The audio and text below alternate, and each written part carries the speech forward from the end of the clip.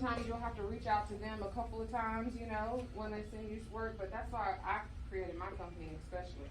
I have insiders that I've worked with because I was in the mortgage business. And I said, hey, I have these people that I'm personally training.